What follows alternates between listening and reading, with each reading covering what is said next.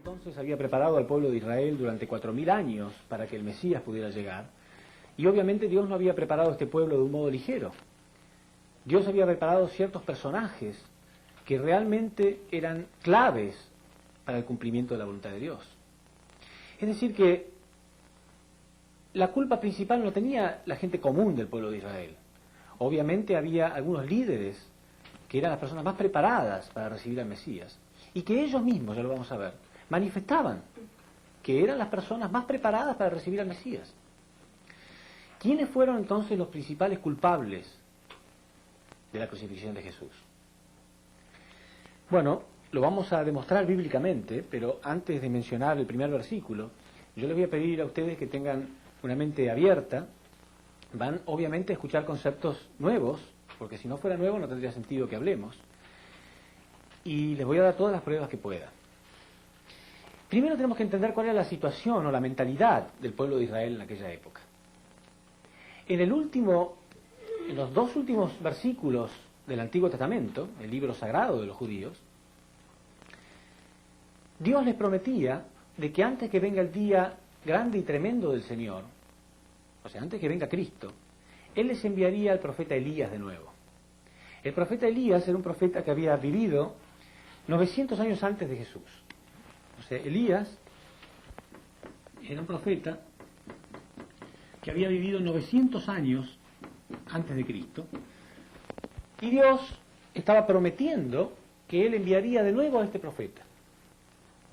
Bueno, los israelitas más preparados, los que conocían las Escrituras, analizaban en la Biblia de qué modo Elías se había ido al cielo para tener alguna idea de cómo volvería. Ese era el modo simple que ellos tenían de esperar al profeta Elías. Y leían en la Biblia que el profeta Elías había sido llevado al cielo en un torbellino, en un carro de fuego. Entonces pensaban que algún fenómeno semejante tendría que ocurrir.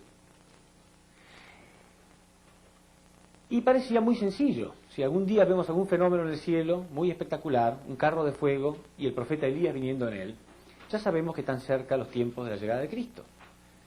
Entonces ellos no se preocupaban demasiado. Sabían que tendría que haber algún fenómeno espectacular. Sin embargo, de pronto aparece este hombre, Jesús de Nazaret, diciendo que Él es el Cristo. Y Él tenía discípulos. Cuando los discípulos de Jesús salían a la calle a dar testimonio, la gente común no hacía preguntas, pero la gente que más conocía las Escrituras sí. Y le preguntaban a ellos, ¿cómo puede tu maestro decir que Él es el Cristo? Si las Escrituras dicen que primero debería venir el profeta Elías. Eso lo podemos leer en Mateo 17:10. En Mateo 17:10 está donde los discípulos de Jesús le preguntan, Maestro, ¿cómo es que los escribas dicen que primero tiene que venir el profeta Elías? Porque ellos creían en Jesús, ellos no ponían en duda la palabra de Jesús. Si Jesús decía que Él era Cristo, Él era Cristo. Pero son los escribas los que no creen, y se supone que ellos saben más de las Escrituras. ¿Entienden la situación? O sea, los escribas estaban esperando que primero viniera Elías. ¿Cómo puede ser Jesús el Cristo si todavía no vimos ningún fenómeno, ningún carro de fuego, ni nada? Y Jesús les contestó, ciertamente, Elías ha de venir a restaurarlo todo.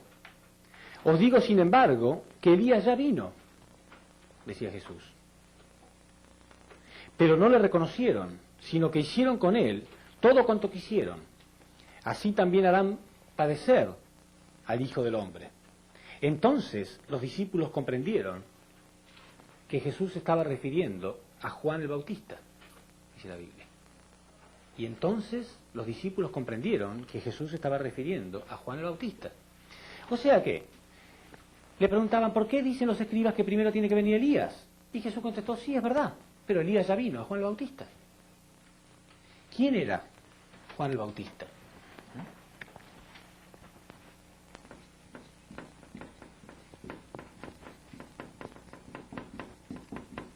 Juan el Bautista era un gran profeta, muy conocido, muy respetado por el pueblo de Israel, hijo del supremo sacerdote, Zacarías. Y Jesús estaba diciendo que él era Elías. También podemos leer esto en Mateo 11:14. En Mateo 11:14, nuevamente, Jesús dice, y si queréis admitirlo, Él es el Elías que debía de venir. Juan el Bautista era el Elías que debía de venir. ¿Qué significa esto? En realidad, se puede ver muy claramente en la Biblia que Dios le da el nombre de una persona a otra persona solamente porque esta segunda persona hereda la misión de la anterior. Por ejemplo, Jesús estaba en la posición de Adán, no era Adán, pero venía con la misión de Adán. Bueno, Juan el Bautista no era Elías en realidad, pero tenía la posición de Elías, la misión de Elías. El profeta Elías tenía la misión de preparar el pueblo elegido de Dios para que el Mesías pudiera encontrar un pueblo bien dispuesto. Y Juan el Bautista también fue enviado delante del Señor para preparar un pueblo bien dispuesto. Es decir, que Dios había preparado esta nación de Israel y había preparado sus líderes.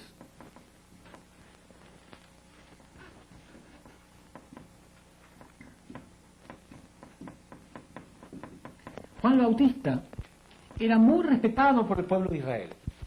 Ya desde su nacimiento había habido milagros y ciertos fenómenos que lo hacían grande ante los ojos del pueblo de Israel. Entonces, podemos ver en la Biblia, en varias partes, que Juan el Bautista era tan respetado por el pueblo. Por ejemplo, en Lucas capítulo 3, versículo 15,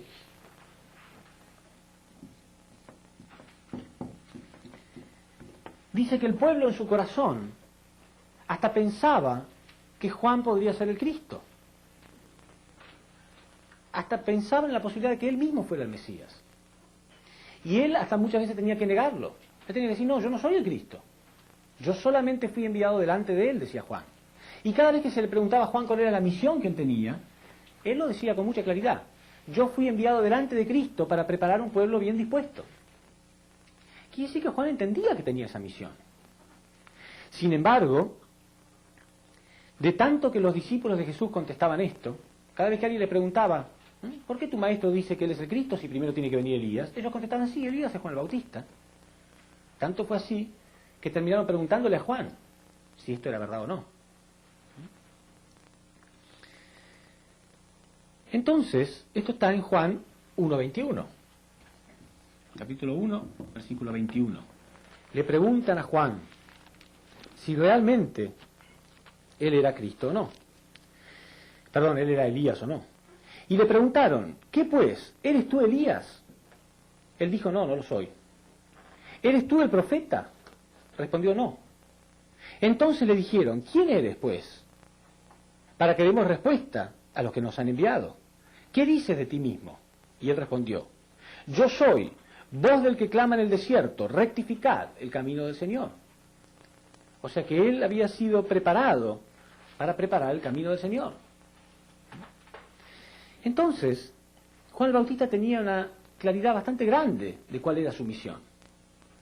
Pero algunos se preguntan, bueno, pero quizá él no entendía esto, de que realmente él estaba en la posición de Elías. Pero sí, en realidad sí. Y eso lo podemos leer en Lucas, capítulo 1, versículo 17. En Lucas 1:17 se manifiesta la experiencia espiritual que tuvo el mismo padre de Zacarías, el mismo padre de Juan, que era Zacarías, el supremo sacerdote. Tuvo una profunda experiencia espiritual antes del nacimiento, donde el cielo mismo le reveló la clase de misión que su hijo iba a tener. Y fíjense cómo dice. Vamos a leer un poquito antes, Lucas 1:13 en adelante. Dice, el ángel le dijo, no temas, Zacarías, porque tu petición ha sido escuchada. Isabel, tu mujer, te dará a luz un hijo, a quien pondrás por nombre Juan. Será para ti gozo y alegría. Muchos se gozarán en su nacimiento, porque será grande ante el Señor. Será grande ante el Señor. No beberá vino ni licor. Estará lleno del Espíritu Santo ya desde el seno de su madre. y a muchos de los hijos de Israel los convertirá el Señor, e irá delante de él con el espíritu y el poder del profeta Elías. Con el espíritu y el poder del profeta Elías. Quiere decir que desde antes que Juan naciera, su padre, el supremo sacerdote Zacarías, sabía muy claramente que su hijo iba a tener la misión de preparar el camino para Cristo cuando viniera, y que tendría el espíritu y el poder del profeta Elías. Entonces, Jesús dijo, sí, Elías es Juan el Bautista. Sin embargo, cuando le preguntaron a Juan, él dijo, no, yo no soy Elías. Entonces, por un lado, Jesús decía que sí, que él tenía la misión de Elías, y Juan decía que no. Entonces la gente tenía que decidir en cuál de los dos iban a creer. No se olviden que Juan el Bautista era el hijo del supremo sacerdote. Y la gente pensaba en su corazón, dice la Biblia, que quizá él fuera Cristo.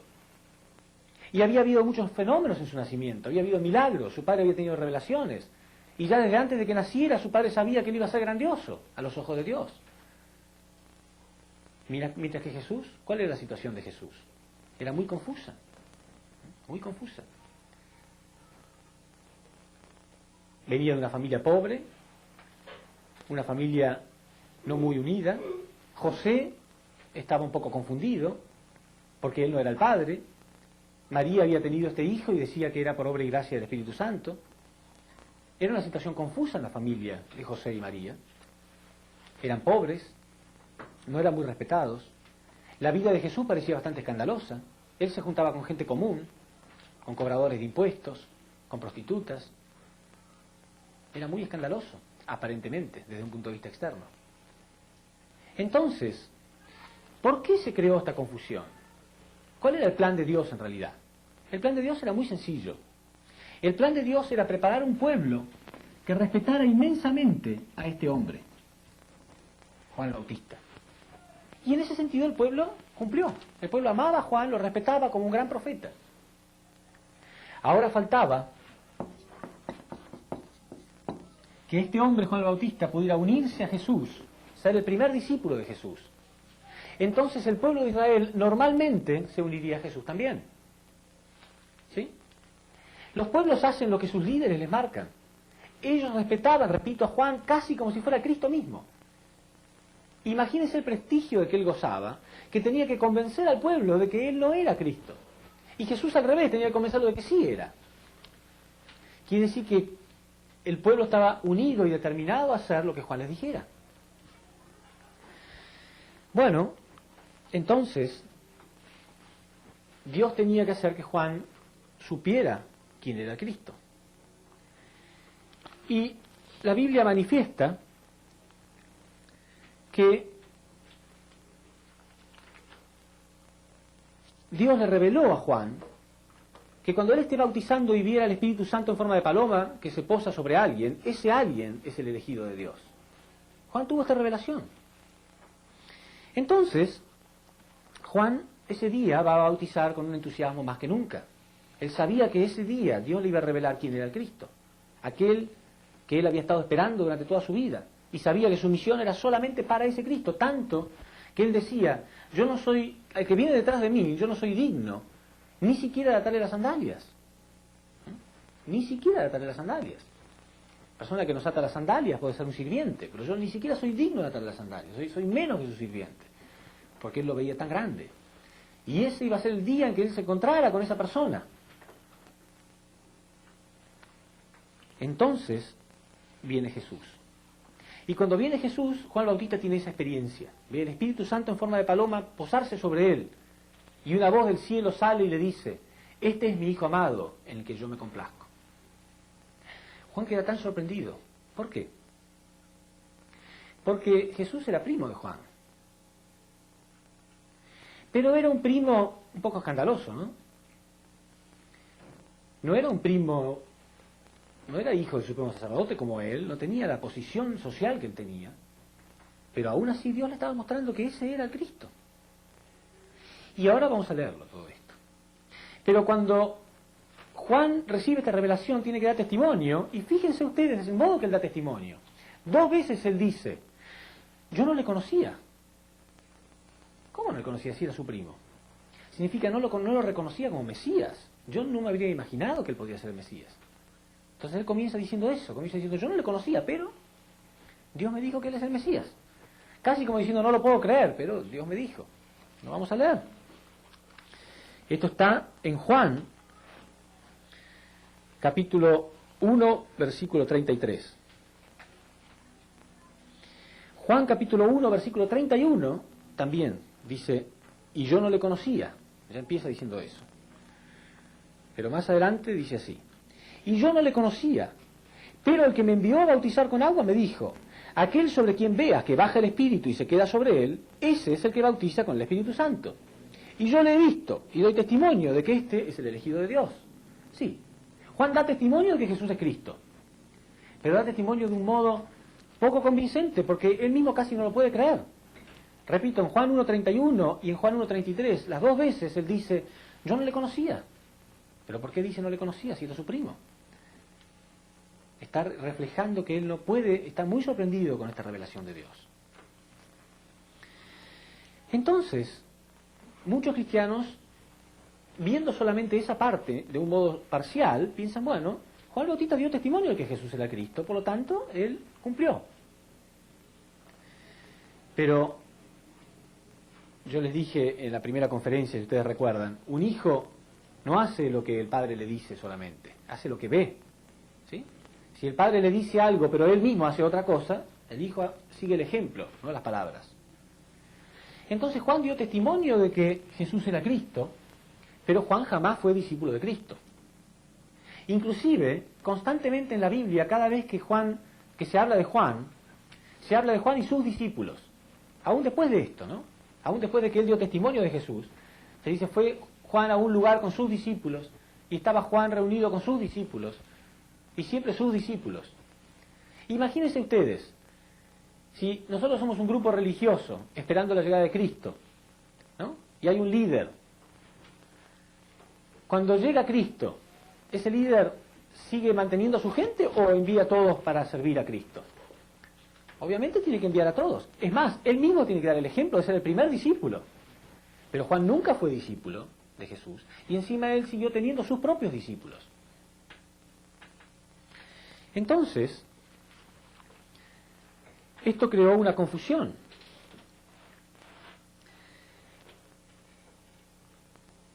Y lo podemos ver en Juan 3.30. En Juan 3.30 se ve esta confusión muy claro. Porque Juan continuaba bautizando, y un día estaba a orillas del río bautizando, y los discípulos vieron que Jesús estaba del otro lado, con alguna gente que ya lo estaba siguiendo. Entonces recordaron aquella revelación de Juan, donde Juan les dijo, ese es el Cristo. Entonces le preguntaron a Juan, aquel que está del otro lado, ¿no es aquel de quien vos dijiste que era Cristo? Como preguntando entonces, ¿qué hacemos acá? Pregunta crucial, determinante para Juan.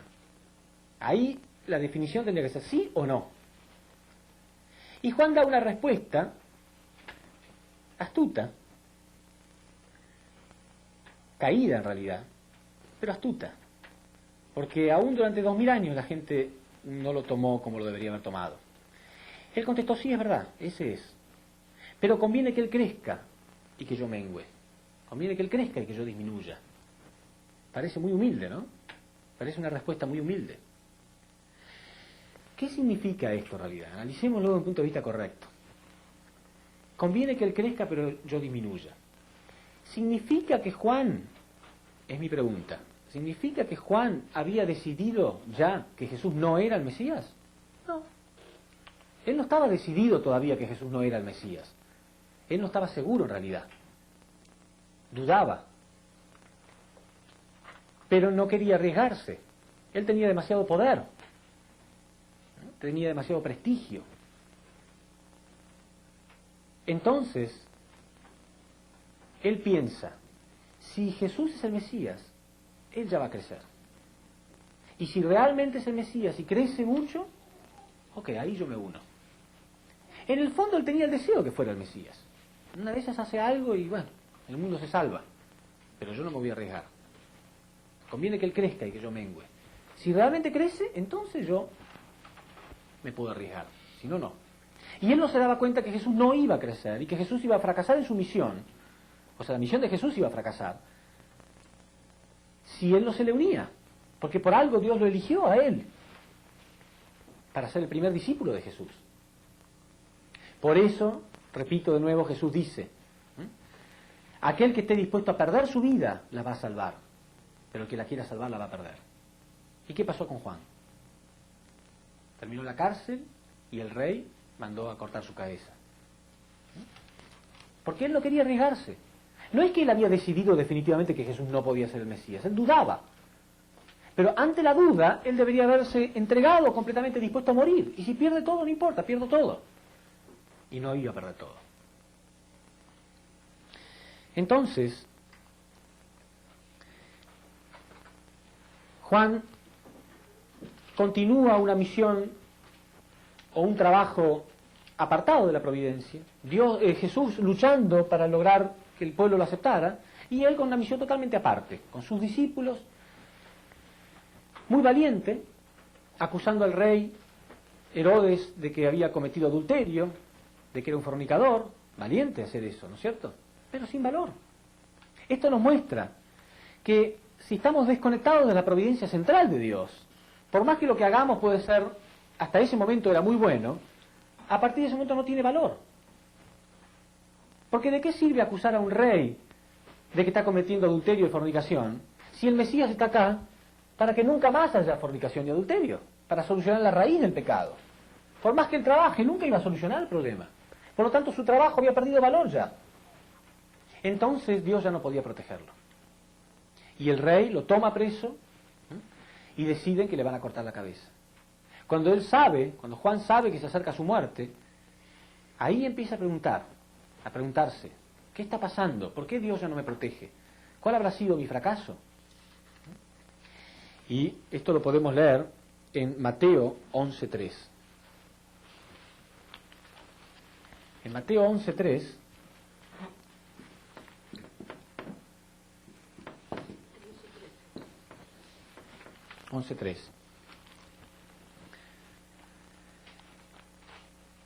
se ve claramente que Juan el Bautista, una vez estando en la cárcel, empieza a preguntarse, ¿qué es lo que está pasando? Dice, Juan, que en la cárcel había oído hablar de las obras de Cristo, envió a sus discípulos, o sea, hasta último momento de su vida él seguía teniendo sus discípulos. Juan, que en la cárcel había oído hablar de las obras de Cristo, envió a sus discípulos a preguntarle, ¿eres tú el que debía de venir o tenemos que esperar a otro? Fueron las últimas palabras públicas de Juan, lo último que se sabe de Juan. Sus últimas palabras fueron una clara manifestación de duda, ¿no es cierto? Él envió a sus propios discípulos a preguntarle a Jesús, ¿eres tú el que debía de venir o tenemos que esperar a otro? Dios le había revelado que era Él. No tenía por qué preguntar esto.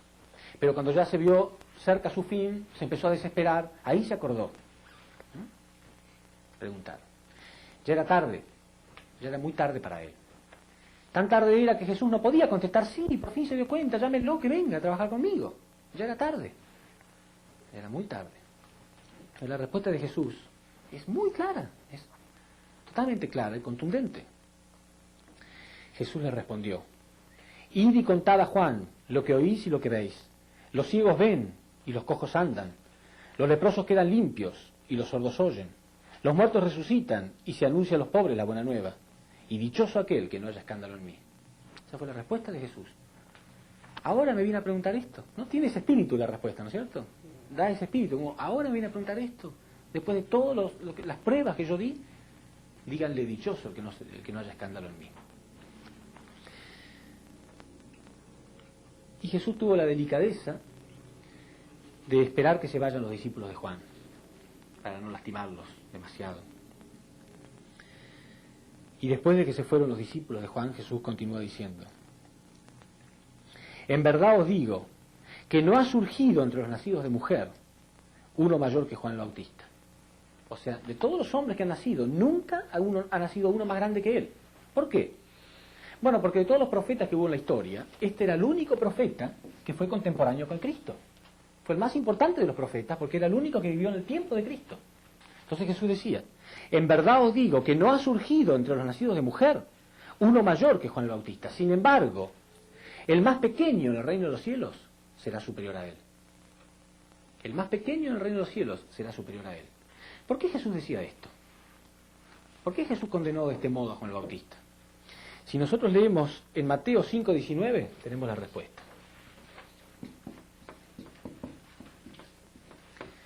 En Mateo 5:19, Jesús estaba hablando de la importancia de respetar los mandamientos. Y decía así: por lo tanto, el que traspase uno de estos mandamientos más pequeños, y así lo enseñe a los hombres, será el más pequeño en el reino de los cielos. O sea, Jesús estaba hablando de la importancia de respetar los mandamientos. Y decía, cualquiera que fracase en respetar, aunque sea el más pequeño de estos mandamientos, será llamado pequeño en el reino de los cielos. Pero ahora estaba diciendo que el más pequeño de todos, o sea, aquel que fracasó en todo, aún así será superior a Juan. ¿Era una clara condena o no? Entonces es una muy clara manifestación. Juan fracasó totalmente. Porque Juan fue preparado por Dios para ser el primer discípulo de Cristo. Sin embargo, dudó y no quiso arriesgarse. Repito, por eso Jesús decía, el que esté dispuesto a perder su vida no la va a perder, pero el que la quiera salvar sí la va a perder. Y por eso él la perdió. Y no solo la perdió, sino que pasó a la historia como un fracasado. Porque hay que enseñarle esto a la humanidad. Quizá hay gente que no le gusta. A mí tampoco me gusta que él haya fracasado. Pero está muy claro en la Biblia que él fracasó. Jesús lo muestra con toda claridad. Y hay que enseñar esto. Lamentablemente por enseñar esto a veces somos perseguidos. Pero está en la Biblia, en una forma muy clara. Juan no quiso arriesgarse. Y estaba esperando que Jesús tuviera victoria solo. Y si Jesús tenía victoria solo, entonces sí él se iba a unir. Pero él no se dio cuenta que en realidad la victoria de Jesús dependía de su victoria.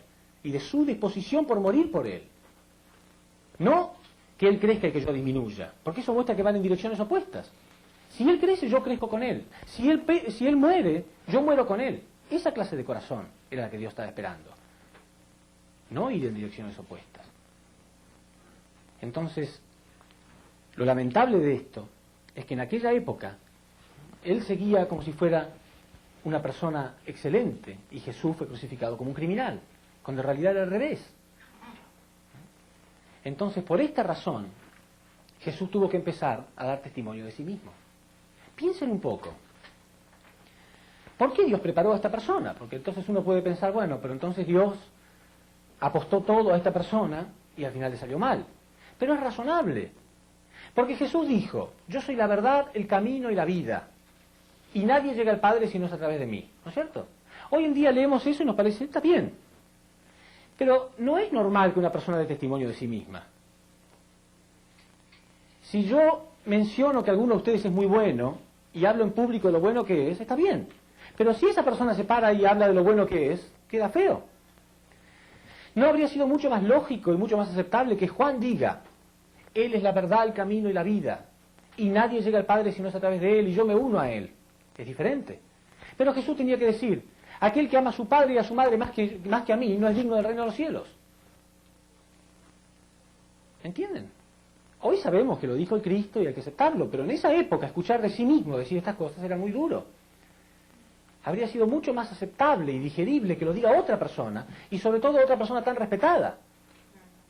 Pero no, él fracasó, entonces él tuvo que decir estas cosas en público.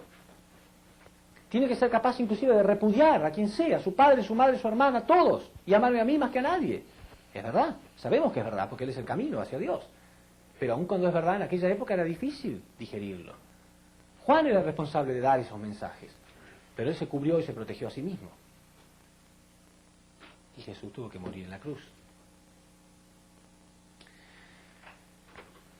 Hacia la última parte, entonces, Jesús se da cuenta que tiene que morir en la cruz, porque todo había fracasado. Primero los reyes de Oriente. También, hoy en día vemos los reyes de Oriente como si fuera algo grandioso, pero habían sido preparados por Dios para proteger a ese niño que había nacido. Pero cuando ellos llegaron se dieron cuenta que el rey Herodes quería matar al niño, entonces para protegerse a ellos, ellos mismos, le dieron unos regalitos y se fueron por otro camino. Jesús fue traicionado en la cuna mismo. Después fue traicionado por Juan el Bautista. Después fue traicionado por Judas.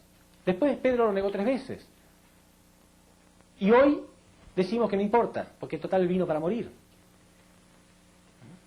¿Cómo puede sentirse Jesús? La gente fracasa y ni siquiera tiene arrepentimiento de haber fracasado. Pero no, él solamente pensó, Padre, por favor, perdónalos, nada más, perdónalos, lo único que pido. Pero eso sí, antes de irnos nos dejó el mensaje de que estamos de nuevo, de que algún día Cristo va a volver. ¿Estamos preparados? O otra vez la misma mentalidad. 2000 años pasaron. Y Jesús ya estaba preocupado en aquella época por la llegada de Cristo.